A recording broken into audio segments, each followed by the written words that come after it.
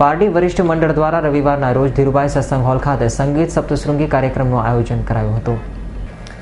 પારડી વરિષ્ઠ મંડળ દ્વારા રવિવારના રોજ ધીરુભાઈ સત્સંગ હોલ ખાતે સંગીત સપ્તશૃંગી કાર્યક્રમ યોજાયો હતો, જેમાં મ્યુઝિકલ પાર્ટી સાથે વરિષ્ઠ મંડળના 20 જેટલા સભ્યોએ સ્ટેજ ઉપર જૂના ફિલ્મના ગીતો રજૂ કર્યા હતા। આ સાથે 75 વર્ષની ઉપરના વરિષ્ઠ નાગરિકો માટે સન્માન કરવામાં આવ્યું હતું, તેમજ પારડી વિસ્તારના ઉપસ્થિત રહેલા વરિષ્ઠ નાગરિકોમાં 20 જેટલાએ પોતાના સ્વર કંઠે જૂના ફિલ્મના ગીતો ગાઈ ઉપસ્થિત રહેલા મહેમાનો તાળીઓથી વધાવી લીધા હતા અને મ્યુઝિકલ ઓર્કેસ્ટ્રા પાર્ટીના સંગીતના સાથવરે આશિષ પટેલ, રાજેશ્રીબેન ગવલી અને પ્રવીણભાઈ ભાવસારે સુંદર ગીતો રજૂ કર્યા હતા, જેમાં આશિષ પટેલે સ્વર્ગવાગી મુકેશના જૂના ગીતો રજૂ કર્યા, જ્યારે વરિષ્ઠ નાગરિકના પ્રમુખ રામચંદ્ર દેશપાંડે પણ જૂના ગીતો પોતે ગાયા હતા। આ કાર્યક્રમના પ્રસંગે વરિષ્ઠ નાગરિક મંડળના પ્રમુખ રામચંદ્ર દેશપાંડે, ઉપપ્રમુખ આરજી ગાંધી, મંત્રી અમૃત પ્રજાપતિ તેમજ ખજાનચી જલપતભાઈ ચાપાનેરી અને મોટી સંખ્યામાં વરિષ્ઠ મહિલા તેમજ નાગરિકો હાજર રહ્યા હતા। નાગરિક મંડળના 2 કાર્યક્રમો સંલગ્ન હતા।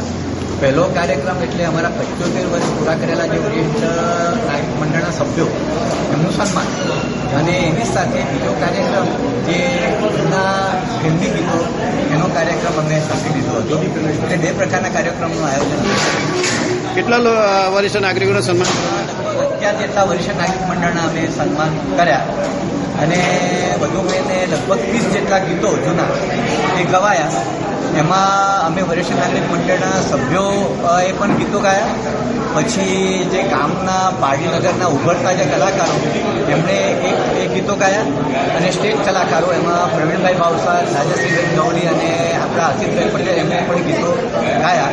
અને ખાસ તો એટલો બધો આનંદ થાય છે કે પારડી વરિષ્ઠ નાગરિક મંડળ એ છેલ્લા 8 વર્ષથી વૈદ્યનાથ મહાદેવ મંદિર એનું જે ટ્રસ્ટનું કાર્યાલય છે એ કાર્યાલયમાં અમારી ઓફિસ એમણે મંડળના ટ્રસ્ટે અમને આપી છે, અને એમાં રાજેશભાઈ રાણાનો સિંહ ફાળો છે।